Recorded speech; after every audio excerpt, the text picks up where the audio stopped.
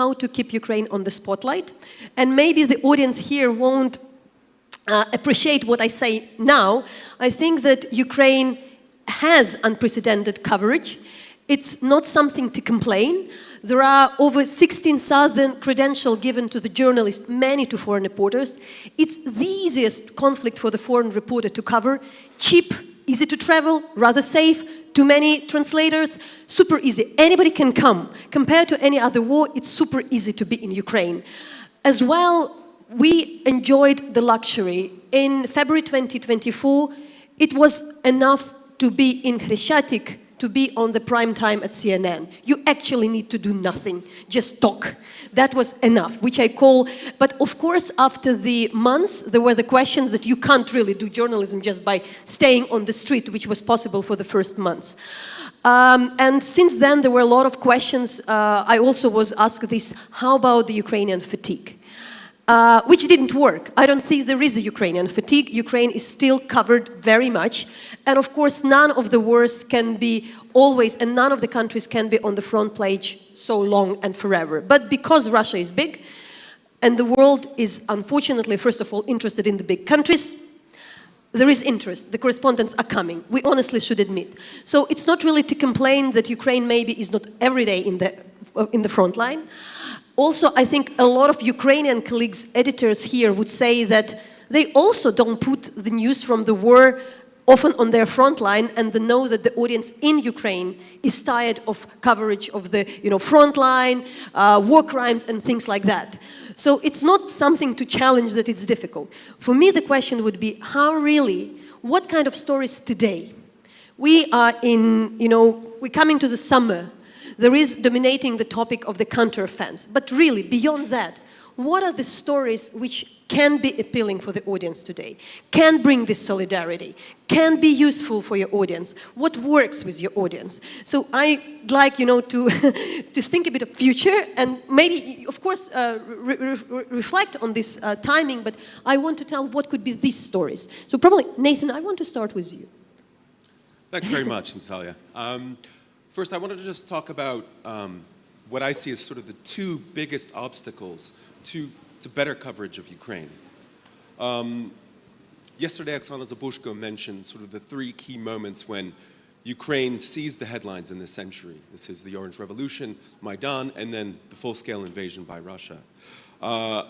It's also worth mentioning Donald Trump's famous or infamous phone call with Zelensky, which led to a massive political scandal in the United States and an impeachment. This is an important lesson because it shows that all too often, especially for an American news organization, there is a tendency to view Ukraine, or any other country for that matter, through the lens of a domestic political drama in the United States. This is important to remember, especially when we're coming up on a presidential election cycle, or faced with, for instance, the clock ticking on a possible U.S. default. And discussions about Ukraine, sort of among the punditocracy, if we want to call it that, are going to be very often driven by what is the Republican versus Democratic stance on Ukraine, rather than the narrative of Ukraine itself, or trying to get a better picture of what the reality is for ordinary Ukrainians, and what the state of play is. And I hate to use that because it treats war, unfortunately, as a race, as a contest, whereas it is something. That's something that, unfortunately, that belittles the experience and the trauma of war. I think in the second obstacle that we face, I think it's worth pointing out that at the height of CNN's presence in Ukraine, we had over 120 people all around Ukraine, multiple teams, geographically spread around, a massive logistics operation. Television is a very logistics-intensive business, and it's a very costly one. And I think it's important to keep in mind that over the past, say, 20, 30 years since the first time I came to Ukraine, the news media have gone through massive changes. And it's not just the arrival of social media, the new ways of delivering the news, but it's also been the decline of the traditional newsroom. The newspapers that used to send correspondents far and wide from American papers, for instance, many of them, they don't have foreign correspondents anymore. That being said, I kind of actually like the world that we inhabit now, and I don't sort of pine for the days of Walter Cronkite and sort of 3 big networks and a couple of national newspapers, because now ordinary people can also be journalists, and we have a better ability to build a mosaic of what's happening, because we have everything from open source intelligence, the citizen journalist. We live in a more transparent world where the people who write things or say things on television can't just bring it down from on high and say this is the truth. An audience can now talk back to them. So it demands more accountability and more transparency. So, I think the important thing is for Ukrainians to demand accountability from the people who cover Ukraine. Sabra. Thank you. I'd like to sort of play off of what Nathan was talking about and talk a little bit about, if I may, the American audience. I was just spent a month at home in the United States, so I had a chance to talk to sort of my non-journalist friends about Ukraine and kind of get a sense of what they thought about what was happening here, what they were hearing about it. And it kind of also gives me an insight into what American voters are thinking. And that, as Nathan said, will become increasingly important as we head into the 2024 election in the United States. And what I'm hearing from my non-journalist friends, so just the average American, if we want to call my friends average, I don't know, but is quite different from what there was my compatriot was on the stage here yesterday, and he said all he thinks Americans want to hear about is the violence in Ukraine.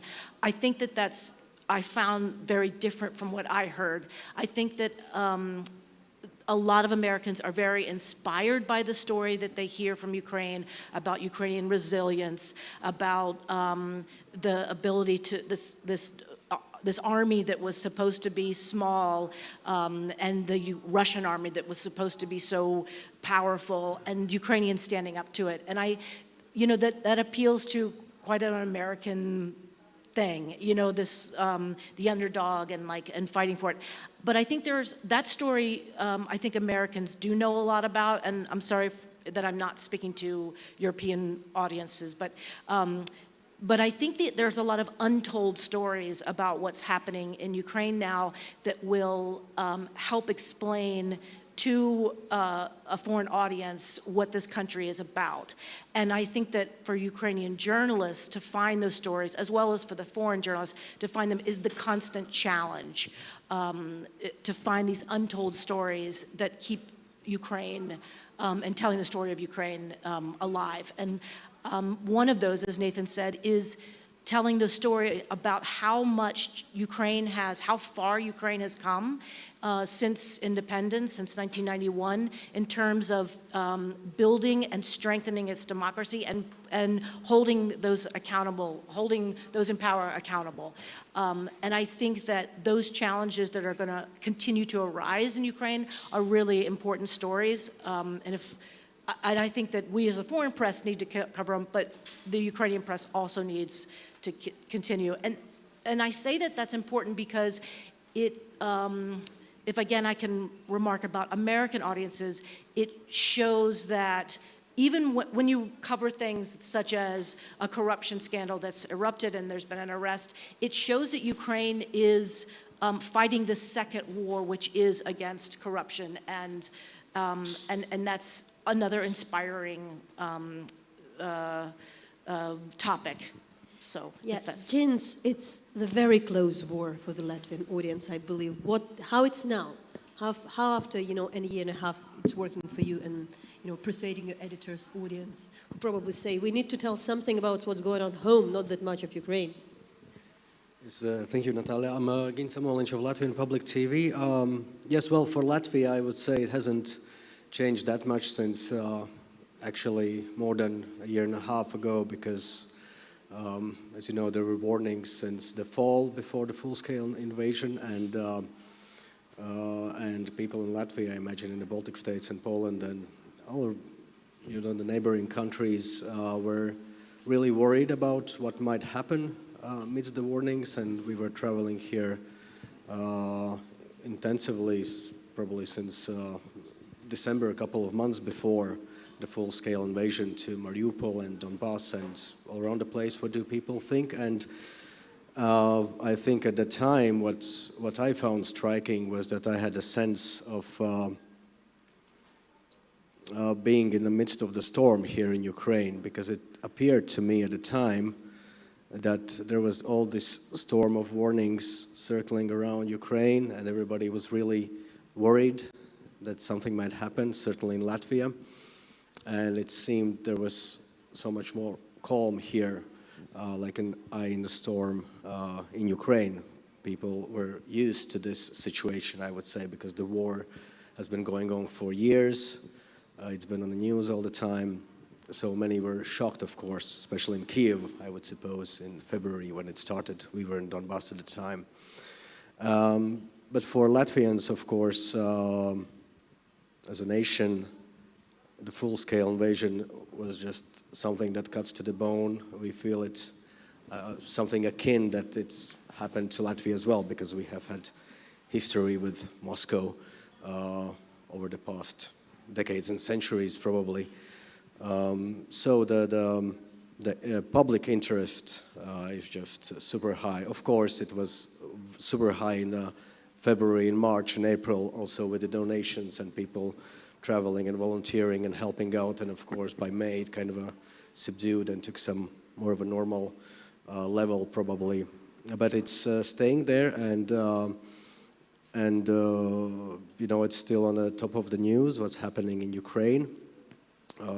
Maybe, of course, less than it was a year ago or even 9 months ago in terms of being on the top of the news. I mean, right now it's ice hockey championship in Riga and Finland, so we are in the semifinals, so that's all the people talk about, but then it's going to be Ukraine again. And for us, we've been traveling here many times. We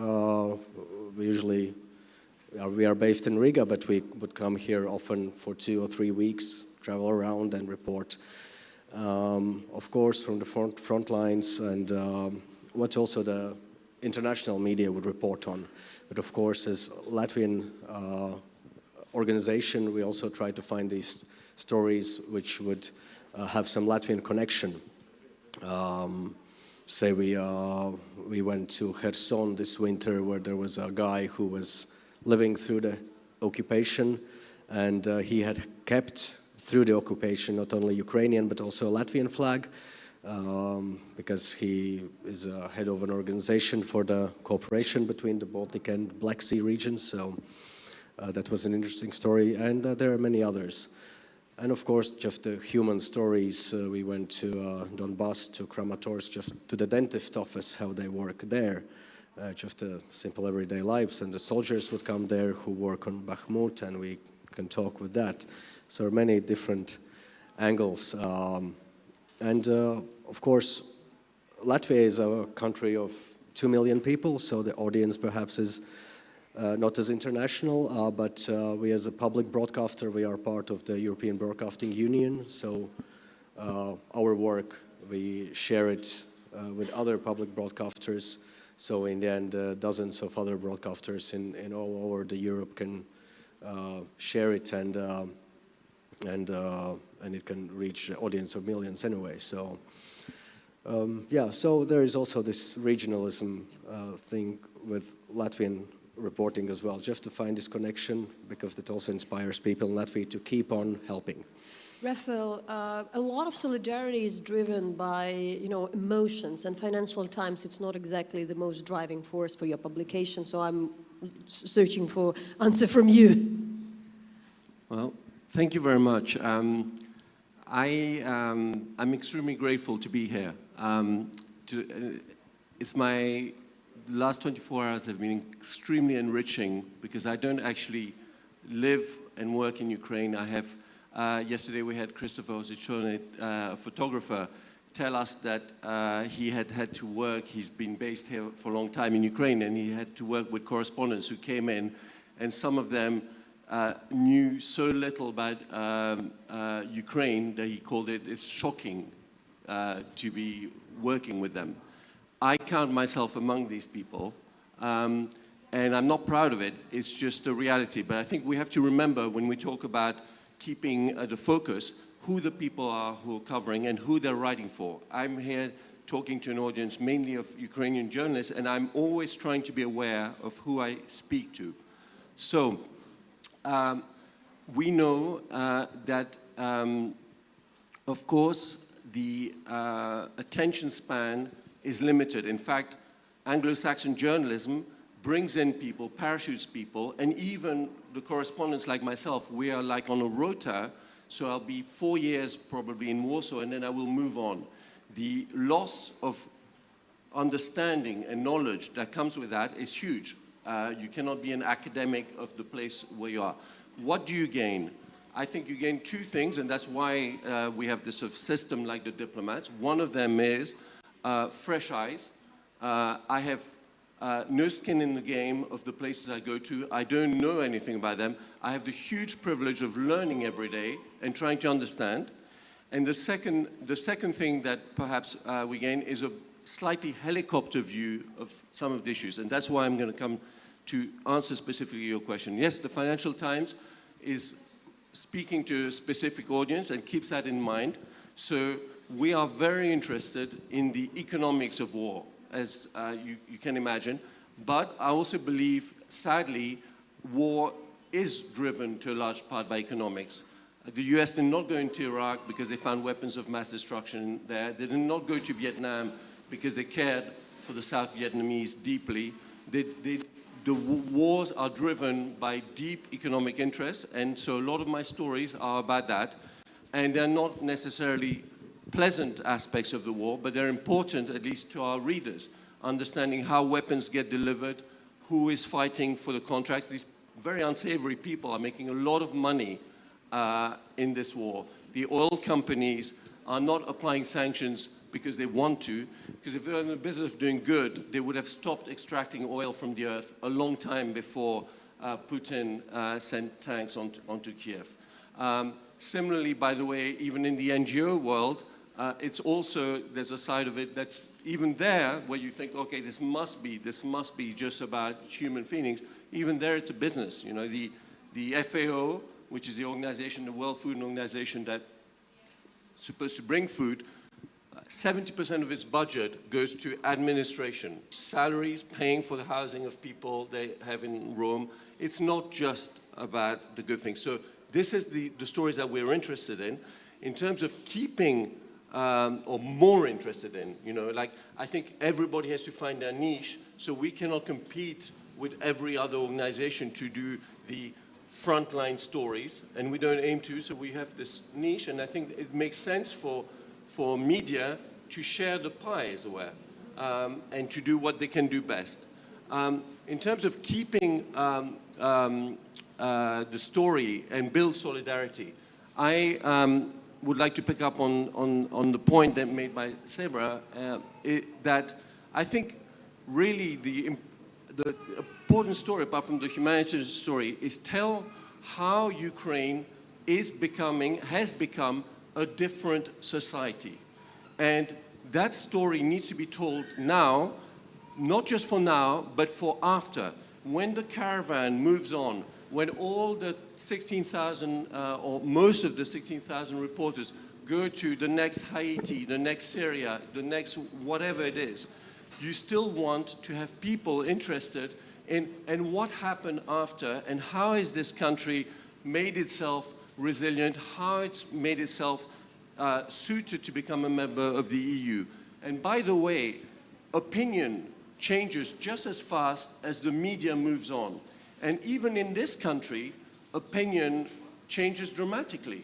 And we should remember that. The people who are now hailed as heroes, I was very struck in my old newspaper, the New York Times, we published an op-ed by one of your acclaimed journalists, Olga Rudenko, on the 21st of February, 2022.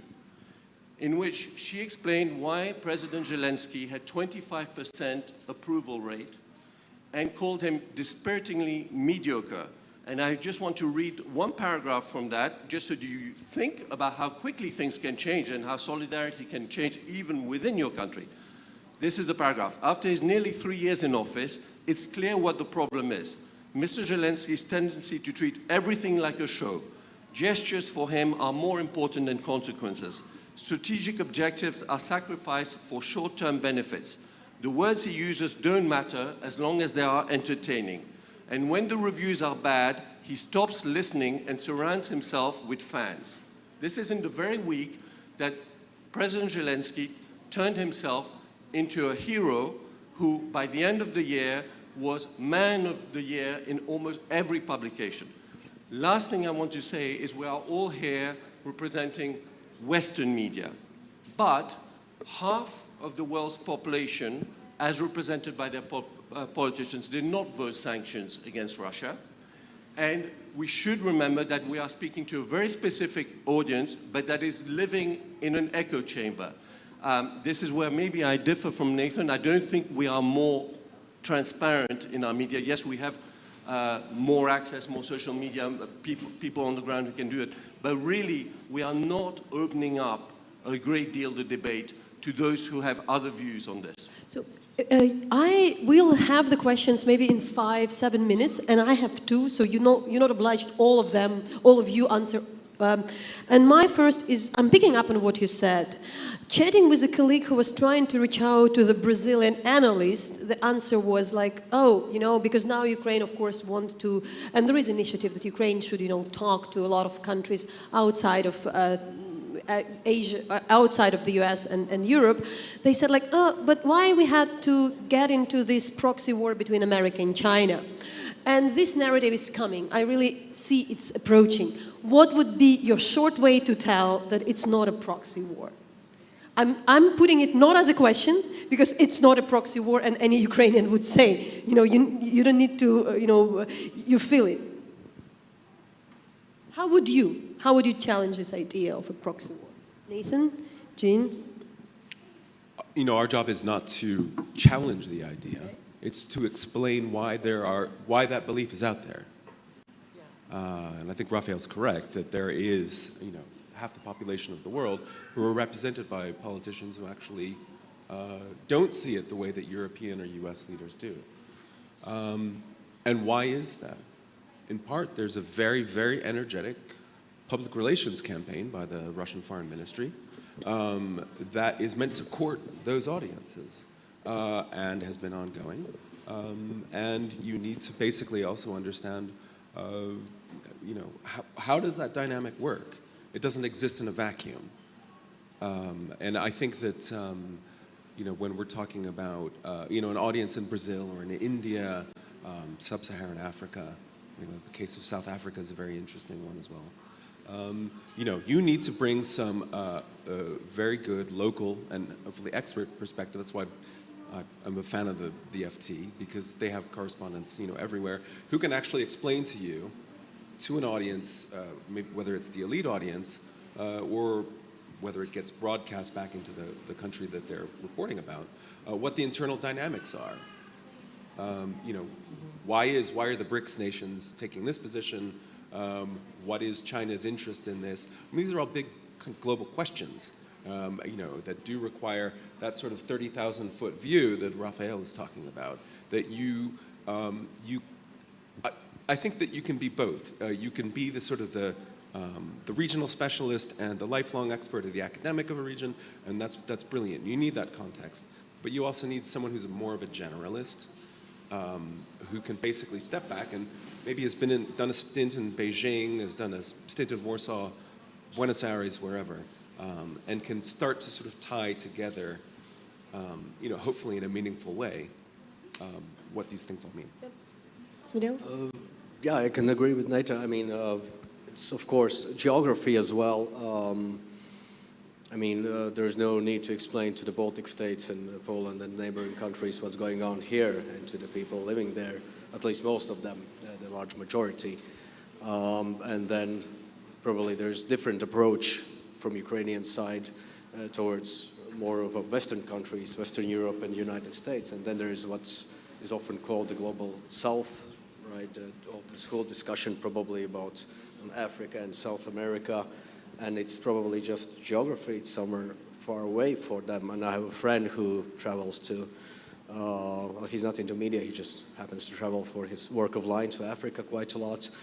And he told me, you know, there's just some people who he talks with the locals, they just see it as there's just some, well, white people are just fighting against somewhere far away. So it's a work probably for the, you know, there's different kinds of interactions. There's, you know, what the media reports, what the journalists report. Then there's people-to-people connections, and then there's diplomacy, and that's where the diplomats probably have to work as well. It's, you know, it's all the mix together. I have a question, but give me a sign who has a question. I see now 4 people, but before that I still have one, because it's more about the human dimension, and really, you know, just tell me the trick. Because more than 80 Southern war crimes committed in Ukraine. The most notorious are the indiscriminate shelling. But wherever I talk, and I talk to a lot of editors of the major publications with whom we collaborate within the Reckoning Project, you know, they really take it as the collateral damage of the war. He said, like, we already reported about the tortures. Don't care, we have 10,000 of them, but, you know, we already done one story from Izum, and one from Kherson, and one about the shelling. And there are just 2 stories we are interested. It's sexual harassment and the deportation of the children. You know, okay, 170 people killed in Dnipro, we don't care, but maybe you can give me a kid or a mother. What would be your answer? How to really do, how you work with that, you know, to really report that, you know, there is always disproportionate interest for some, let's say, topics which are more trendy, but how to overcome that. And I'm also curious very much about CNN, how you deal with that as well. But Sabra, you have the mic. Well, I mean, I just have a short comment about that. I mean, I think the thing with the deportation of the Ukrainian children is something that can touch anyone, because everyone's a child of someone, and many people have children, so it's sort of relatable. And I think that I think those stories really resonate. So I know that when editors are constantly asking for that, it's because that story is so heartbreaking, because it touches almost everyone.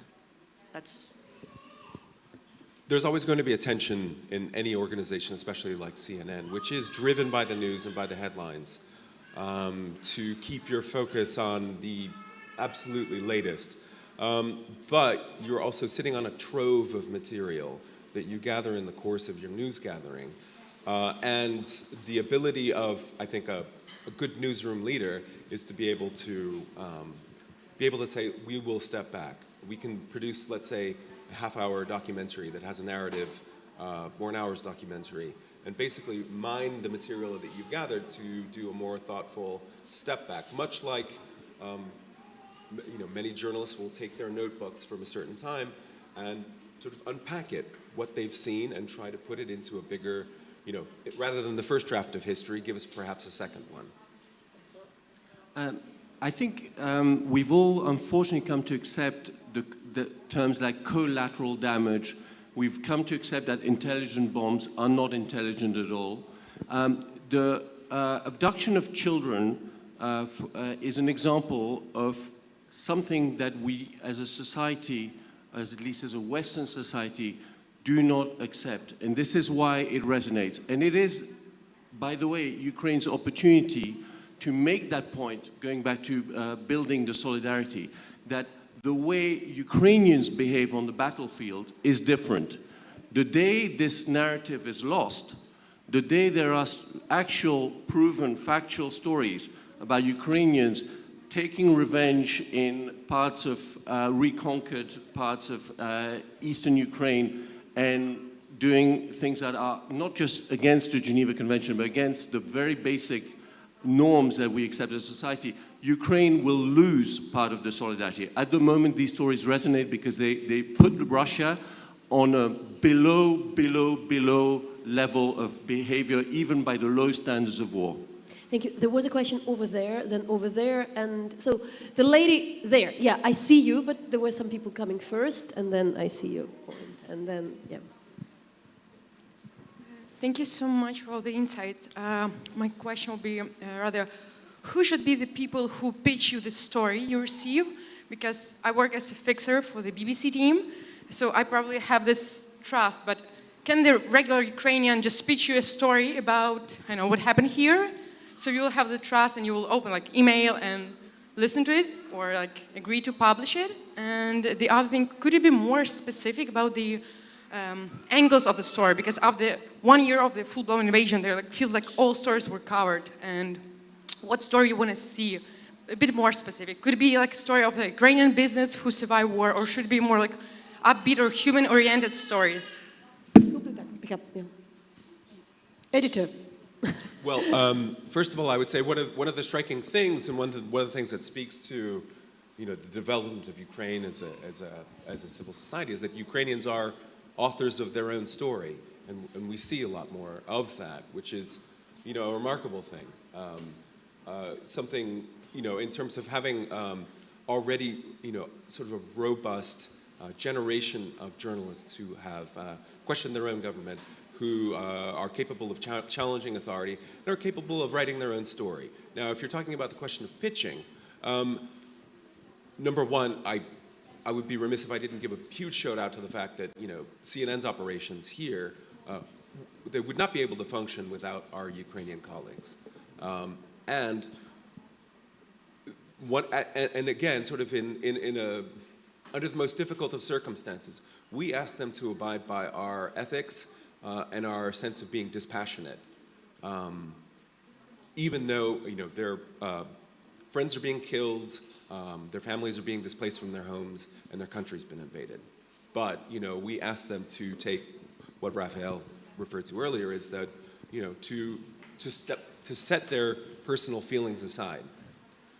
And I think that that's a really valuable thing when you're pitching, which is basically, I think that there are lots of platforms where you can give your personal view, your personal experience, but the ability to deliver something that's dispassionate, analytical, sometimes can be a really, great asset. This is a good angle to take.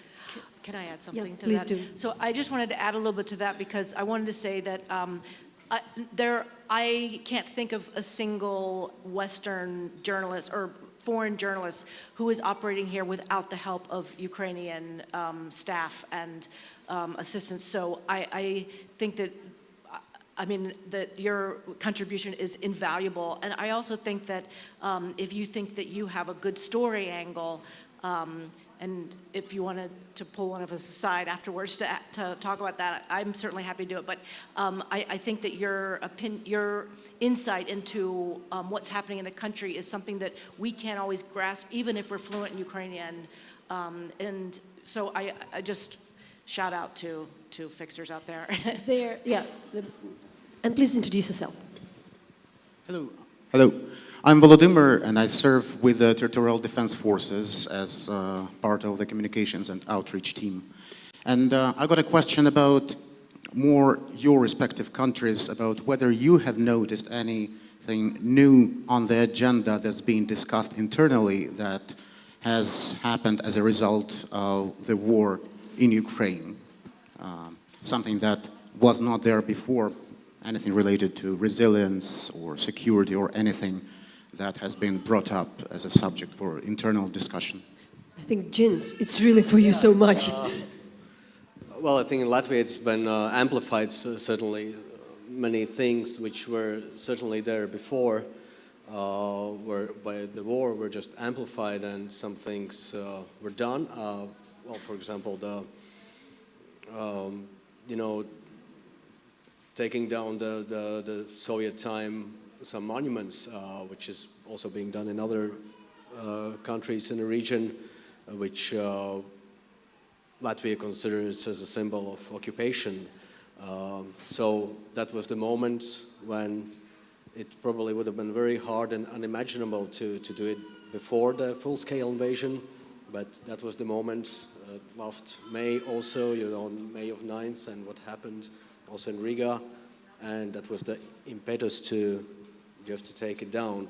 Of course, well, security, that's as a NATO member, it's been there since 2017, I think, after the Crimea annexation and occupation, and of course there's been much more attention to the security and the resilience of the NATO's eastern flank for many years, and even more so now. And you know, also Finland has joined, and Sweden is about to join, hopefully soon. So many different things regionally in terms of security has changed systematically, really. And well, of course, also I'll say, well, not my country, but Germany. And you know, I know in Ukraine there's been really different feelings about Germany over the past year and a half, and the same in the Baltics with their policy and how they changed it little by little, but it appears they have changed it, and now they're sending the tanks and everything, so it's going the right way. I guess it's also a bit about personalities. We had I had a chance to meet the Minister of Defense, current Minister of Defense of Germany, a couple of months ago in Berlin, and off the record, and he mentioned that, well, he used to live on the eastern flank of NATO, which was the West Germany at the time, near the NATO base. So it appears, well, what he tried to say, that, well, he feels the feeling that we would have because he used to live there as well. So yeah, many things, and it's ongoing process. I'm going to answer wearing different hats. So I'm from Switzerland. I'll keep it short. Switzerland is having a debate over neutrality as a result of Ukraine that it did not have in the 1990s when Yugoslavia turned into a bloodbath, that it did not have when Syria went into civil war. It's very active now, and it's possibly going to really change a fundamental pillar of what Switzerland thought about itself and its values. That's one thing. As a representative of a London-based newspaper, I would say it's also been very interesting to see how London is repositioning itself post-Brexit and playing up its defense strength and capacity to help Ukraine, even as a non-EU member. And in some ways, it went faster than the EU, at least faster than some EU countries, and that has also been part of the debate of the benefits or the losses of Brexit. And finally, I live now in Poland, and I would say, you know, for Poland, this is an existential issue, just as it is for the Baltic states. A very senior political analyst that we quoted in a piece on German-Polish relations recently said the fundamental difference is that for Chancellor Olaf Scholz, it's about the nuclear threat from Russia. For Warsaw, it's about the idea that tanks could roll into Warsaw again. And it's a very different perception. So for Poland, it's multi-dimensional. The relationship with Ukraine has not always been a happy one. There's a lot of things that a lot of open wounds, as we even saw last week, with debates over who should apologize for what in the Second World War. All of that, I think what's interesting in your question is every single country has had a different reading and is taking something different out of this conflict. And the further you move from this place, the more the helicopter view takes over. You know, I literally see it. I'm in Warsaw, I go back to Switzerland. Switzerland is already, you know, Ukraine is quite far. And then I used to live in Spain, so I still have ties to Spain. And in Spain, I would say Ukraine is almost like Syria was when I was there. Almost. I'm exaggerating a bit, but it is distant, very distant. There is a question there, Nastya, and introduce yourself. And I'll see some, we have 15 minutes, but so let us cover, because there are a lot of questions and I think they are different. So there should be variety. Yep.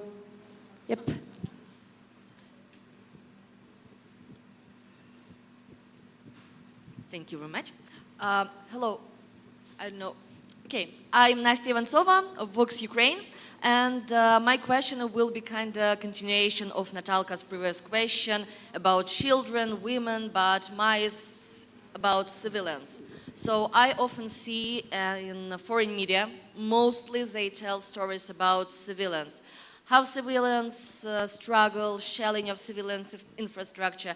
But I don't see a lot of stories of soldiers, of people who joined armed forces of Ukraine, but yesterday, days ago, or months ago, or even a year ago, they also were civilians, and they would never be a part of armed forces of Ukraine in other circumstances. So my question is, could we and should we change this agenda for Western audience, and is it just unavoidable in this situation? Thank you. Who will cover that?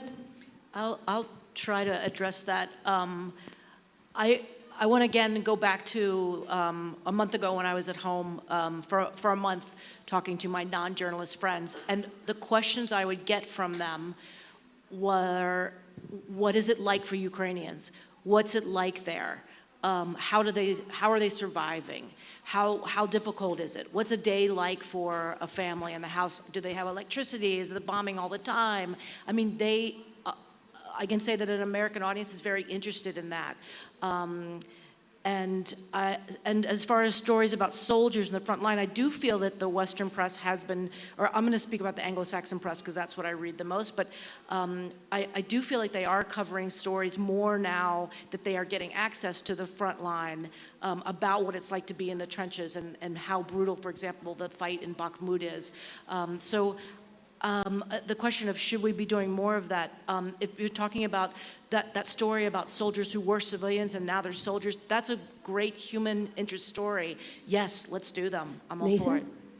Well, there are two things here. One is there is interest in how Ukraine has shown the changing face of war and military technology. And that's a global story, and there's going to be intense interest in that. That's not so much a human story. The second is the mechanics of reporting on an active conflict when you have martial law regulations, rules about access, ground rules for covering a conflict. It varies from war to war that you cover, and we could have maybe a separate, more detailed discussion about how different militaries handle very nettlesome and very real questions about protecting operational security, providing both access to international and local media, and being proactive about public messaging, while also being mindful of the fact that information security is a key part of fighting a war. It's always going to be difficult. It's always going to involve tough judgment calls, and it's always going to involve difficult ground rules. Yes, yeah, I mean, we've got, of course, when you get to the front lines, we've talked with people and soldiers there who used to be teachers or real estate agents just before the war, and especially like last March, we were there in Kiev, in Irpin. It's just, people who happened to be there for work, and then they couldn't get back to their homes, and they joined Terabarona, the territorial defense. But also if we talk about the military, remember we talked last spring with what is called the military psychologist, I would suppose. So that's probably, and there was question about the stories and pitching. Psychologically, when you come back from the front line, and there's professional soldiers, and then there's those who joined voluntarily, just to get back to the normal life, even if you get rotated for a few weeks, perhaps to rest, that's a huge issue psychologically, and that's going to be a big issue after the war. So Ivan, the question, and please introduce yourself.